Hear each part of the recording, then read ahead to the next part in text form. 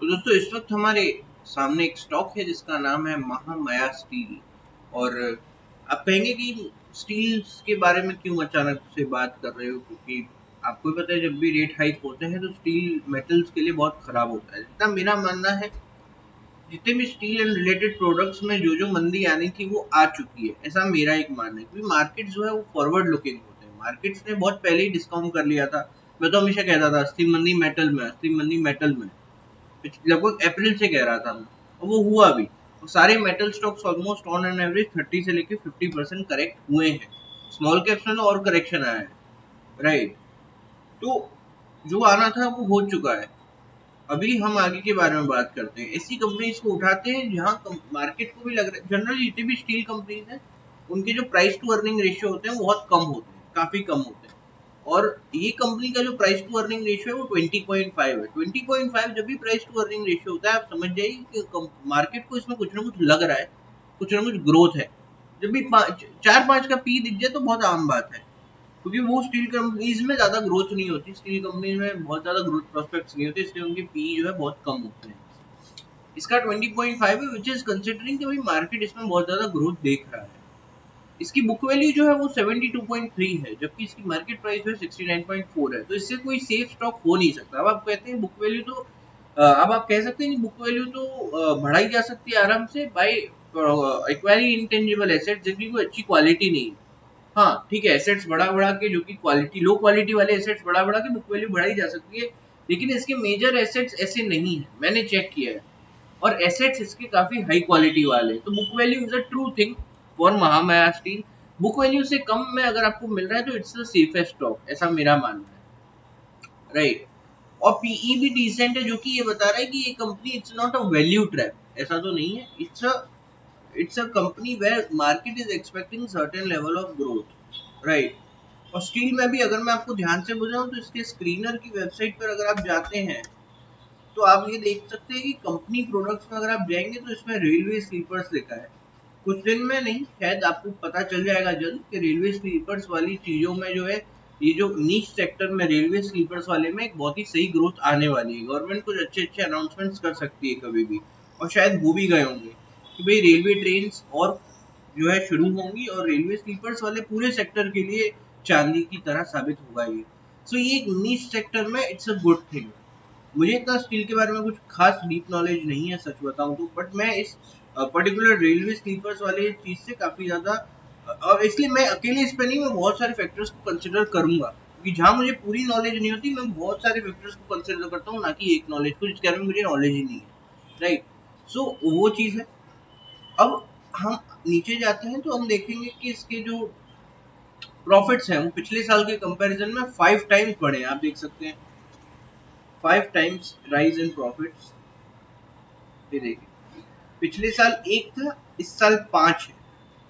Okay, तो मार्च 2022 में 5 times हुआ। क्वार्टरली रिजल्ट देखने पड़ेंगे क्योंकि ऑलमोस्ट हमारा आधा साल पूरा हो गया, हम सिर्फ इसके बेसिस पर जो है नहीं कर सकते। अगर मैं देखूं दिसंबर जून क्वार्टर का, अगर मैं आपको देखूं अभी का जून क्वार्टर के में सेल्स वाई वाई बेसिस पे से सेल्स को भी बीट किया है पिछले पिछले साल के जून के कंपैरिजन में इस साल के जून से इसे सेल्स को भी बीट किया है। नेट प्रॉफिट वाइज भी ये इसने बीट किया है, so which is considered a very good thing, right. और जहां तक मैं ईयरली बेसिस पे बात करूं मार्च 2022 तक, तो इसने जो है पिछले साल की सेल्स को by I think 2 times beat किया है, ऑलमोस्ट 2 टाइम्स जो है ज्यादा है पिछले साल की कंपैरिजन में, और नेट प्रॉफिट जो है वो 5 टाइम्स ज्यादा है, राइट। लेकिन आप देख सकते हैं कि ये सारी चीजें जो है वो महामाया स्टील के टेक्निकल प्राइस में, जो कि टेक्निकली जो है रिफ्लेक्ट नहीं हो रही, इसके प्राइस में रिफ्लेक्ट नहीं हो रही है।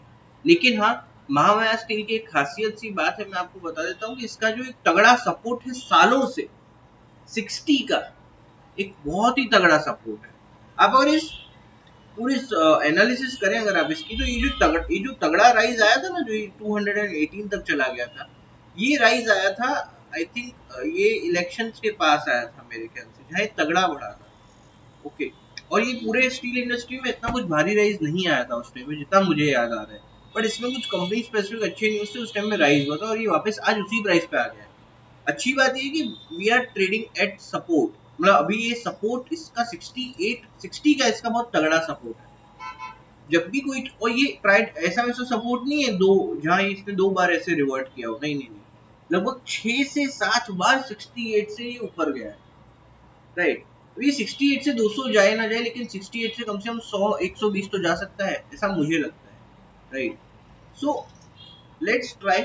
मुझे ऐसा लग रहा है कि इसमें हम जो है एक अच्छी अपॉर्चुनिटी जो है ले सकते हैं, और इसमें एक अच्छे से पैसा कमा सकते हैं, ऐसा मेरा एक मानना है। अब हमको थोड़ा और एक्सप्लोर करते हैं, और फिर मैं आपको टारगेट्स बताऊंगा और स्टॉप लॉस बताऊंगा कि क्या एंट्री है, क्या टारगेट है, क्या स्टॉप लॉस है, राइट। अब मैं देखते हैं कि भाई बोरोइंग्स, पिछले साल के कंपैरिजन में मार्च 2021 में थी 56 और इस साल है 34, तो कम हुई है। चाहे लॉन्ग टर्म बोरोइंग हो चाहे शॉर्ट टर्म बोरोइंग हो, सारी टाइप की बोरोइंग जो है कम हुई है। फिक्स एसेट्स नॉर्मल है, इट्स ओके, ठीक है। केपेक्स का भी टाइम भी नहीं है मेरे ख्याल से। और ऑपरेटिंग कैश फ्लो इस साल पॉजिटिव है पूरा पिछले साल की कंपैरिजन में, विच इज गुड। और इस ऑपरेटिंग कैश फ्लो इतना पॉजिटिव है कि मार्च 2016 से लेकर 2022 में, मार्च 2022 का operating cash flow is highest, which is considered a very good.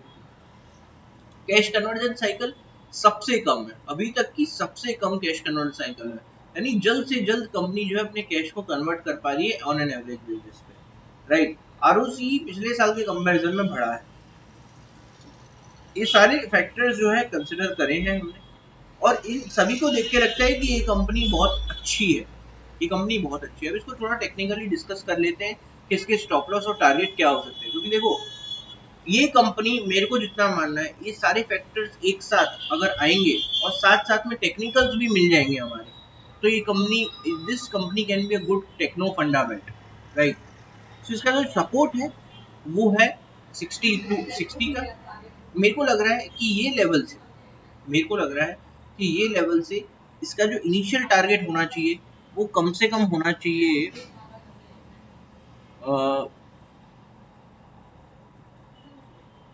Right. I think इसका इनिशियल टारगेट होना चाहिए ऑलमोस्ट 90 रुपीज का। आपको एंट्री लेनी है 68.7 पे। 90 रुपीज की जो है 90 रुपीज का जो टारगेट होना चाहिए, यानी 22 रुपए का इसमें मुझे जो है रिवॉर्ड दिख रहा है, which is around I think 30 to 35% return almost इस लेवल से। और अगर मैं इसका स्टॉप लॉस के बारे में बात करूं इसके, तो स्टॉप लॉस जो है, स्टॉप लॉस इसका रखते हैं दोस्तों 56 का। 56 का इसका जो है हम स्टॉप लॉस रख सकते हैं, और 92 रुपीज का इसका टारगेट रख सकते हैं। मानता हूँ रिस्की बैट है, क्योंकि स्टॉप लॉस काफी छोटा लगाया है हमने, स्टॉप लॉस जो है सिर्फ 12 रुपए का लगाया है, और टारगेट जो है 22 रुपए का लगाया है। बट मुझे लग रहा है कि ये और हो सकता है इसमें, एवरेजिंग ये सब का कोई गुंजाइश नहीं लग रही मुझे, सच बताऊं, वरना मैं करवा लेता आपसे। बट वो डिप्लोमेटिक मूव होगा ये। सो अभी इसमें एंट्री लेनी है 68.7 पे, target 92, stop loss 56, right. Trade execute कीजिए।